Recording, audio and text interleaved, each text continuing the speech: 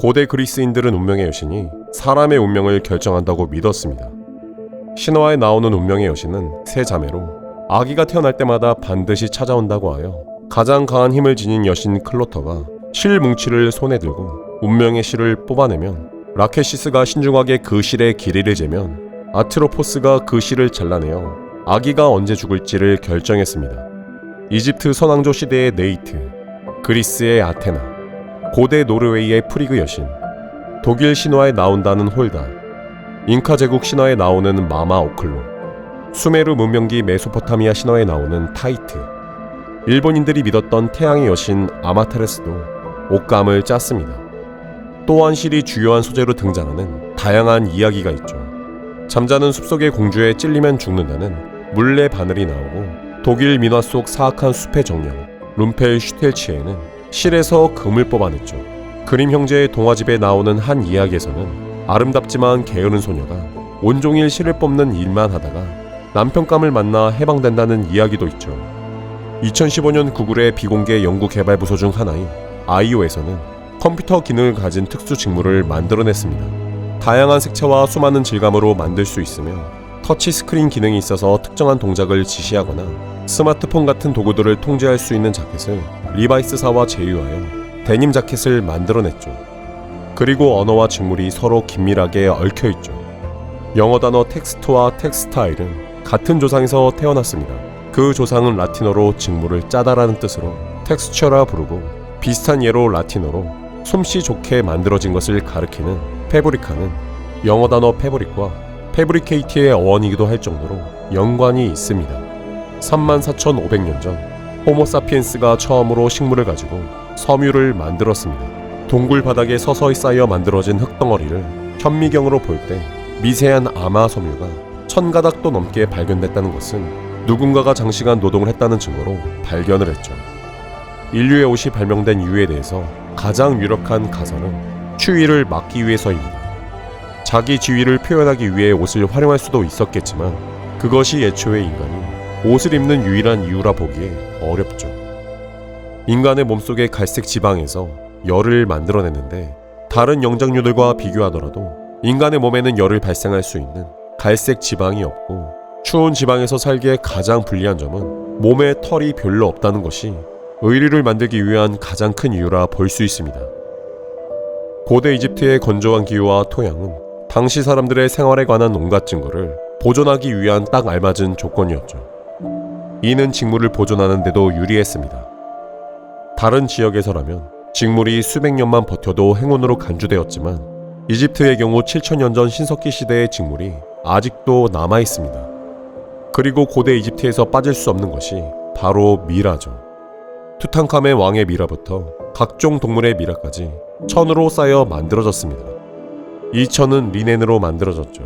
그리고 리넨의 소재는 초기 인류가 사용했던 식물 아마입니다. 아마 농사는 비옥한 나일강 토지 덕분에 활성화되었죠. 씨를 뿌리는 시기는 나일강이 홍수로 생겨난 비옥한 토양만이 남는 10월에서 11월이었습니다. 고운 씨를 얻으려면 아마가 아직 초록색을 띠는 3월에 1m의 높이의 줄기를 뽑아야 했죠. 뿌리를 뽑은 다음 줄기를 밭에 그대로 두고 며칠 동안 말린 줄기의 질긴 물피를 벗겨내며 내부의 인피섬유가 드러내도록 하여 고대 이집트인들은 옷과 미라에 사용했습니다.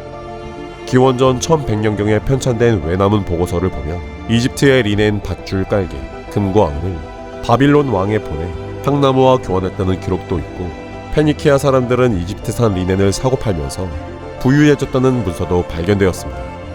또한 영화 300으로 유명한 고대 페르시아와 그리스 전쟁에서 그리스를 침공하기 위해 페르시아의 크세르 크세스 왕이 다리를 놓았는데 이 다리를 묶은 천이 이집트산 아마로 된 밧줄로 사용되었죠.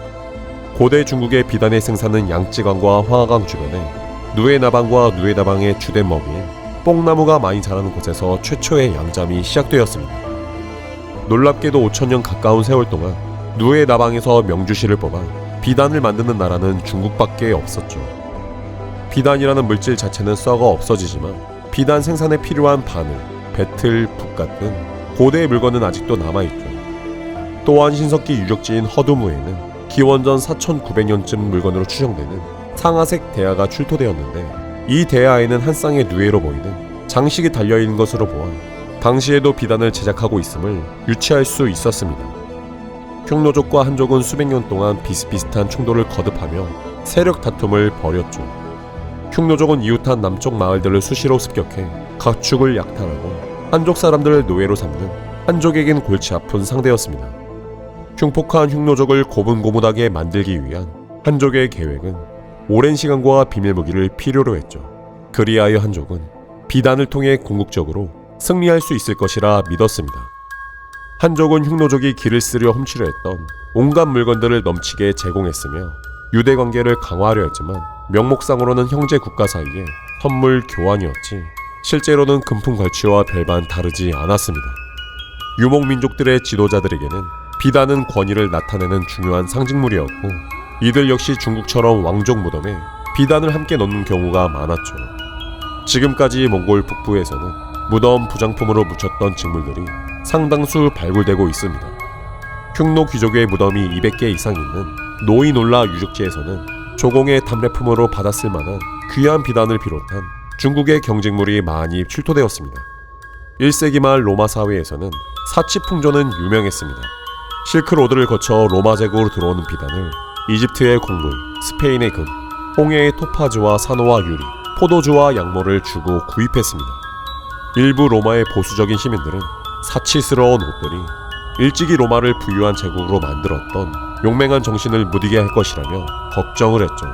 로마의 시인 호라티우스는 로마인의 고유의 복장으로 소매가 없고 무릎까지 내려오는 헐렁한 상의인 튜닉이 사라지고 비단 옷이 옷을 입는 여자가 벌거벗었는지 아닌지, 그녀의 다리가 못생겼는지 아닌지, 그녀의 발이 못생겼는지 아닌지를 한눈에 알 수 있을 정도로 당신의 눈으로 자세히 살펴볼 수 있다 라고 말하며 비단 옷을 입는 사람들을 매춘부 취급했다고 하죠. 바이킹은 노르웨이, 스코틀랜드, 아이슬란드 사이에 위치한 섬들은 수백 년 동안 양을 키워왔고 양모를 이용한 돛을 만들어 전 유럽을 약탈했습니다. 바다를 헤엄치는 용이라 불리던 바이킹 민족은 랑, 길다, 스킵배이라는 뜻의 바이킹족의 고유한 배에 날개 역할을 하는 돛을 제작하는데 엄청난 시간과 노력을 투자했죠.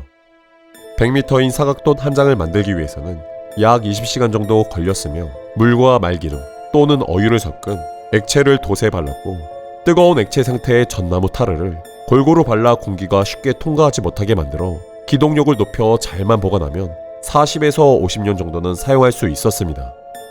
목화는 아프리카 대륙 전체에 널리 재배되는 작물이죠. 아랍 여행가인 알 바크리는 1068년 말리를 여행하면서 집집마다 목화를 키우고 있다 라고 기록했고 동네 사람들끼리 목화와 면, 소금과 곡식, 생선, 버터 등을 교환하기도 했다고 적었습니다. 목화는 1000에서 2000만 년 전 사이에 발생했고 따뜻한 기온에서 서리가 내리지 않는 지역에서 자라죠. 품종 또한 50여 종이 있으며 아시아, 아프리카, 아메리카 대륙에서 생산되었습니다.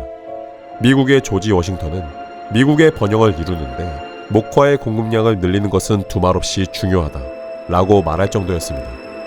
하지만 이러한 목화도 흑인 노예 해방이라는 미국의 남북전쟁 기간이었던 1863년에는 노예제를 지지하던 남부 사람들은 흑인 노동자들을 착취해 전쟁 기간에도 큰 부를 쌓은 뼈아픈 역사도 남아있죠. 1846년 독일에서 뉴욕으로 이민 온 리바이 스트라우스는 19세기 미국의 골드로시로 몰려온 광산업자들에게 튼튼한 옷감과 옷을 만들기 시작했습니다. 텐트와 돛, 화폭을 만드는 데 사용되는 튼튼한 천인 캔버스와 데님으로 만든 청바지였죠. 이는 미국 서부주들에서 가장 보편적으로 입는 작업복이 되었죠. 그 후 1953년 영화 위험한 질주와 제임스 딘의 이유 없는 반항에서 면 티셔츠와 청바지는 사춘기 소년들의 상징으로 엄청난 유행으로 퍼져 지금까지 유행하게 되었습니다. 하지만 청바지 한 벌을 만드는데 물 1100리터가 소요되고 염색에 사용되는 식물도 합성 성분으로 만들기 때문에 염색 과정에서 발생되는 화학물질이 시내와 강으로 흘러드는 악영향을 주게 되었습니다. 평균 기온 영하 157도, 햇볕을 받으면 154도까지 올라가는 달의 근처 우주는 엄청난 양의 자외선을 방사하기 때문에 눈과 피부가 쉽게 손상을 입을 수 있죠. 또한 진공 상태에서 사람의 몸의 체액이 부글부글 끓기 때문에 반드시 우주인은 우주복을 입어야 합니다. 1961년 7월 21일 닐 암스트롱은 인류 최초로 달에 발을 닿았습니다. 장시간 우주복을 벗을 수 없기 때문에 우주복을 입기 전에 피부가 쓸리지 않게 연고를 바르고 그들은 귀저귀를 착용했습니다. 나사는 이 귀저귀를 최대 흡수량 의복이라 부르고 고무 주머니와 관을 이용하여 허리에 소변 주머니를 착용했죠. 우주복의 재질은 스판덱스와 고성능 나일론 등의 합성 성분으로 이루어졌으며 외부 헬멧은 강력한 햇빛과 자외선을 차단하기 위해 24K 금으로 코팅되었다고 합니다. 인류는 3만 년이 넘는 세월 동안 섬 위에서 실을 뽑아내서 생활해왔습니다. 단순히 옷은 우리 생활에서 체온을 유지하고 위험에서 보호를 해주는 기능에서 벗어나 스포츠와 더 나아가 우주로 범위를 넓혀나갈 수 있게 만들어준 인류의 가장 소중한 발견이자 발명일 것입니다.